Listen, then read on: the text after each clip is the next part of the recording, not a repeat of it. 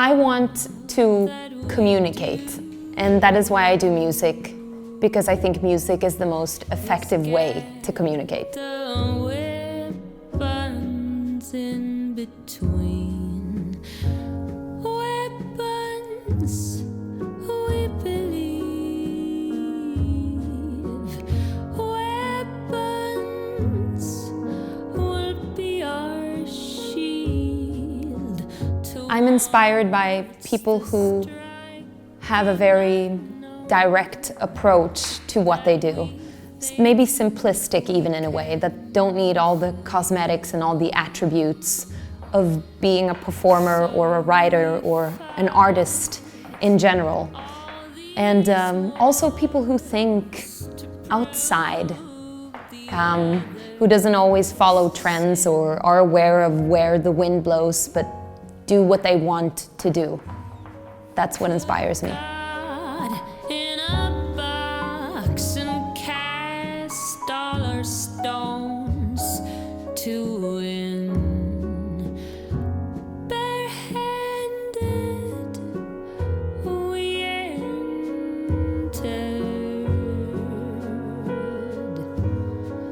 So jazz is an individual art form within itself.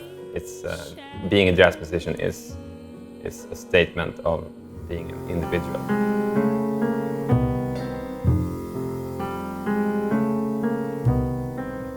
All your years in solitude, all your thoughts. Jazz is and has always been very revolutionary. And I think that's what I love about the genre, that it always challenges people and it challenges the musicians of trying to find your own individual voice and expression, but also to cooperate with other people having that same individual voice and expression. So it's individualism and collectivism at the same time, and that's what's beautiful about it.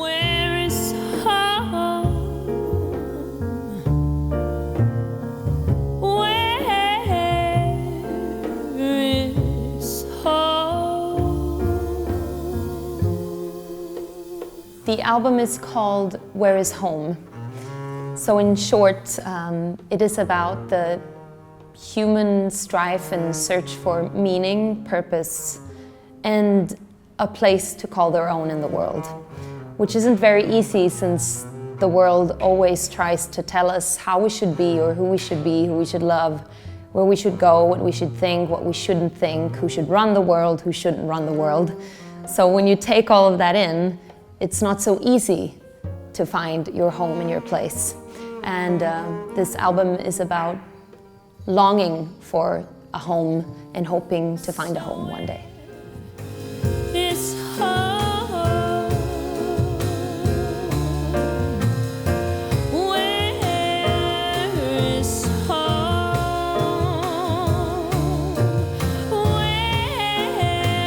Where is home? Where is home?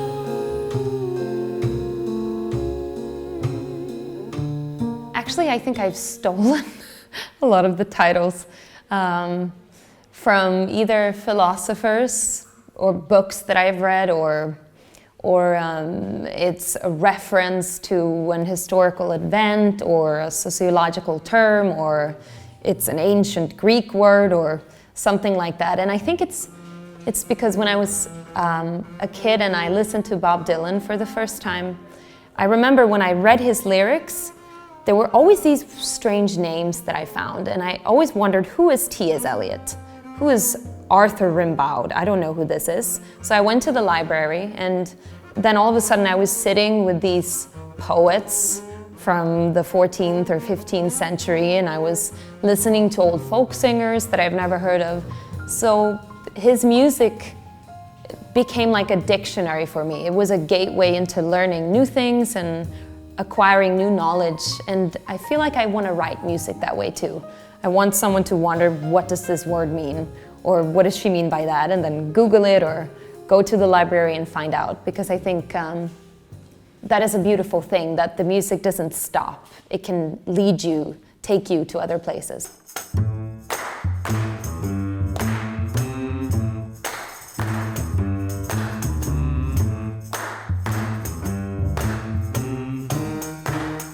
I think that, and that really is something that annoys me, that we care so much about who says what instead of what is being said. So if someone who is completely unknown says something that's genius and fantastic and innovative, then no one cares. But if a famous person says something that's really mediocre and stupid, then people care much more. Acknowledge me, acknowledge me, acknowledge me, acknowledge me, acknowledge me. Let me come out. Since the first day I started to play with Isabella, every gig almost has been a success. So I can't really pinpoint what is the compositions or if it's because of the compositions or because Isabella's way of singing and being present on stage.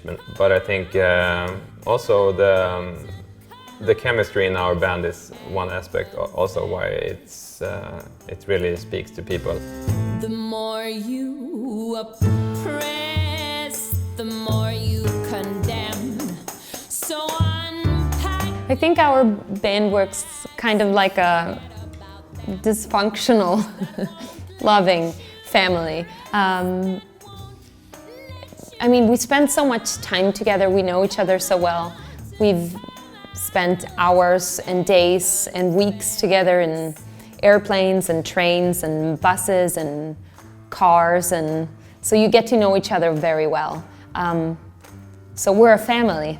But besides that, I mean, all of them are complete geniuses at their instruments, and the way they look at music and think about music and play music. And to me, I think the most important thing is that I feel that they take it seriously, because I take it so seriously that if I would have people around me who are playing because they want to show off how good they are, or they play to impress someone, that wouldn't work, because I want the music to be organic and truthful and real, and all of them are just that. They have so much respect for the craftsmanship of it and the music itself. They truly respect it, all of them, and I think that's what makes it so special and wonderful.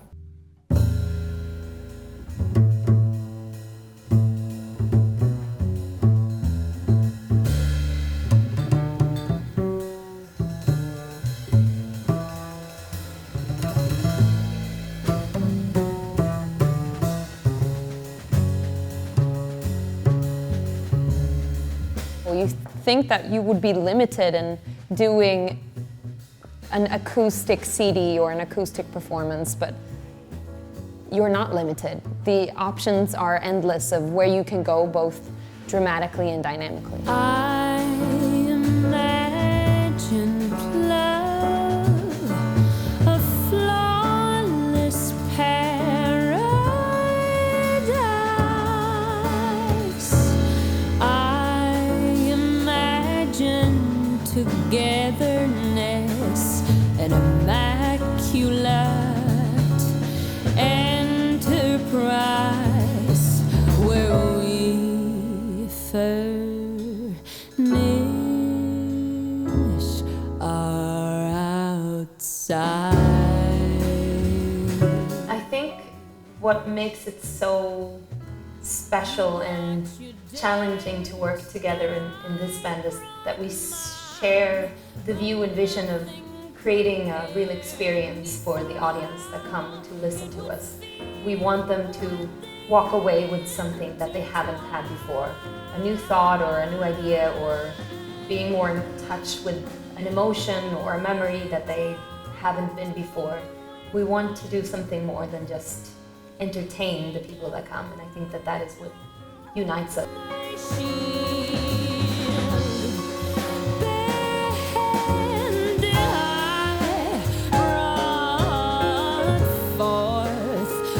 what had been unseen, and to face the truth. It always frowns your mind, for there are too many gaps to fill throughout a lifetime. So we furnish